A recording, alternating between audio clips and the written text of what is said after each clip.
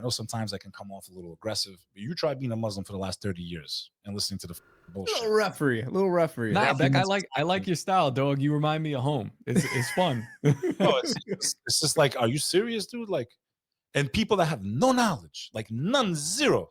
There's nothing more dangerous than somebody that knows nothing that thinks they know something. Oh yeah. Okay, that's like, imagine going into war. The guy's like, yeah, I know what we're gonna do. And, you know, you're following this. On this show, I everything I say, I temper with I'm retarded. I don't know everything I learn. I find out that I don't know. The more that I learn, the more that I find out that I don't. You're a first Muslim guest. We're like a couple hundred episodes. Was in. it 400 episodes in or something like that? Yeah. So, yo, so send us some more Muslim people. We'll talk to them. We got Islamophobes. Send us some Muslims. Send your people. Yeah, send us anyway, aliens. No, not aliens. We need jinn. We need jinn, and we need Nephilim. Well, he said aliens faking gay. Aliens are faking gay. We know that. So you know one of my viral clips is aliens. There are no aliens. Look in the mirror. You want to see an alien? If you believe in God, you're from the Abrahamic faiths, look in the mirror. We're the ones that were cast down. We know that the devil species was on this earth long before humanity. And we know that this species had free will. Now, Christians say fallen angels. Muslim perspective is different. We don't believe in fallen angels. We don't believe angels. Angels have a form of free will, but they don't have like the desires of human beings. They're different from us. They're made from light. So they have free will, but it's not the same almost as ours, right? I don't think they have the desires that a human being does, you know? But the jinn, or the demonic realm, as I call it, right? The species of Lucifer, as you guys call them in English, he'd be far from us. What was that? That's the thing. He's rebuking him, dog. He's rebuking him. They whisper, brother. They do telepathy, okay? Yep. If you look at the way they explain aliens, it's everything the demonic realm does. It's all telepathy. The jinn are specifically told that they shapeshift. We know that the devil shapeshifted amongst the children of Cain to teach them how to make music, okay? After the first murder was committed on earth.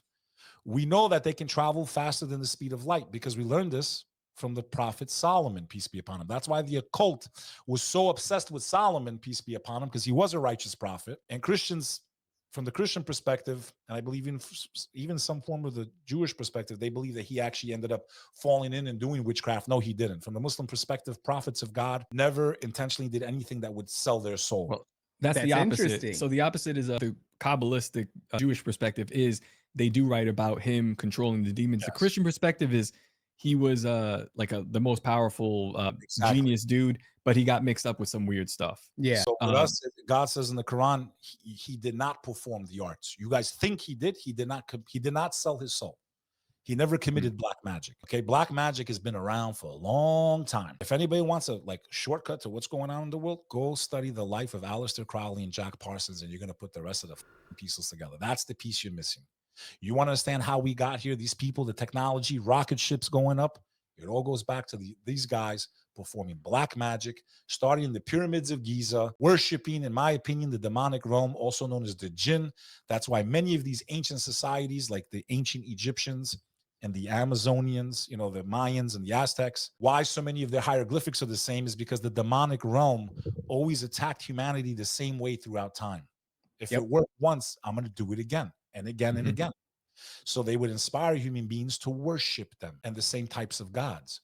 And when you do black magic, you sacrifice and you do things that are so against the creator, like the homosexual magic, sex magic, sacrificing to these deities. The worse you can do it, the more power you can get for them, or knowledge.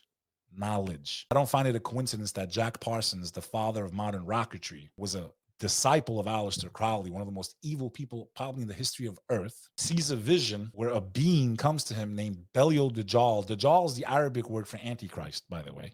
Okay. He says this in his own words. I had a vision where Belial Dajjal came to me. This is Jack Parsons we're talking, father of rocketry. Why would he use the Arabic word for Antichrist? And he says in the vision, I'm going to help you finish your project and your work because it's very important for what comes next, basically. Which is Skynet, bro. It's being built over our heads right now. How do you think the Antichrist is going to command the sky? Rain, and it's going to rain because it's going to be tech, I think, that supports the Antichrist.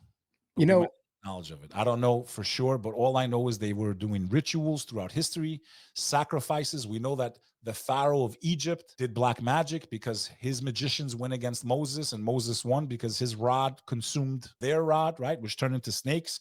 So we know that this power has existed. We know in Babylon, humanity was tested by God, that they could learn how to perform witchcraft at the cost of their soul, and whoever was stupid enough to do it would get the knowledge to at least bare minimum separate man from wife. So I find it very funny. They start doing these experiments out in California. They're doing all these rituals, and all of a sudden technology just goes whoop. Yep. Right through the moon, bro.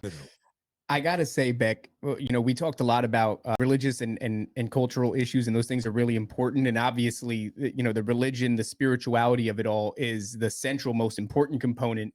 But this part that we've dipped our toe in here at the last moments of the show is really. I hope you come back.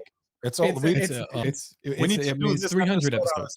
Yeah, 100%, 100%. I would love to do this kind of cross-reference thing.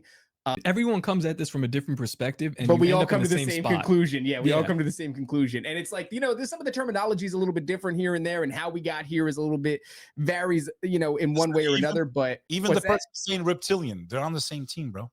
Yeah. Okay, if they believe reptilians, like, we're on the same team. You can call it aliens, cool. I don't care what you call it. Could you acknowledge that there's a force behind these elitists? Yep. Who are helping bring the end of the world? I think CERN and all this stuff plays into it. I think the technology, or what the Christians call the bottomless pit, I think there'll be a day where they might have figured a way to, I don't think it's blue beam where it's fake. I think it's going to be real. Agreed. See your dead grandfather from 30 years ago, who died 30 years ago, because the demonic realm follows us from the minute we're born. They're assigned to you. Mm-hmm. It has armies, legions and legions of armies dedicated to all types of different sins. One of his favorites, divorce, by the way, from the Muslim perspective. Even though divorce is allowed, it's God said, out of all the things I made legal for you, lawful for you, divorce is the one I hate the most. Meaning, let me tell you something, Beck. As a last option, as a last option. We do a show called Chronicles where people will submit their paranormal testimony. They'll write out like, this crazy thing happened to me. Here's what it is.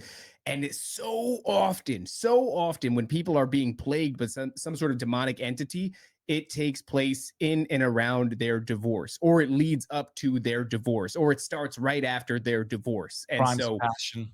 There's a break. It's a break of a covenant between you, a loved one, and God. Yeah. There's forget about the state. And you've now went back on that. And there are prices to pay for that, man. That's a powerful one. It's a big opening. Divorce is something I don't wish on anyone, not even because of the money, just what it does to the human psyche, the soul, the family unit. Terrible. And that's why, having children out of wedlock, if you don't have a man or a woman that actually believes in the higher power, God help you, bro, because your marriage ain't going nowhere. You're in trouble. Fear the Lord. We got 2 more questions for you. I'm gonna get you out of, because look, we got like 2 hours, and you've been gracious with your time, man. You shouldn't even have come on this show, but it's a terrible show. What are the questions? One, how many of your thoughts do you think are your own? Ooh, simple. I feel like now that I'm more aware, I think the more connected you are to God, again, from the Muslim perspective, intoxicants, alcohol, when you put these things in you, you're opening yourself up. Okay. I know it's fun, bro. Listen, I was in nightlife for 20 years. Okay. I stopped drinking 14 years ago. But when you're spiritually in tune, you can like almost feel it when it's not you. Like your face, you can actually feel. I don't know how to explain it, man. I felt that on drugs. Yeah. And listen, your alter ego comes forward. Yeah, and you'll notice that the same type of thought keeps attacking you for a while.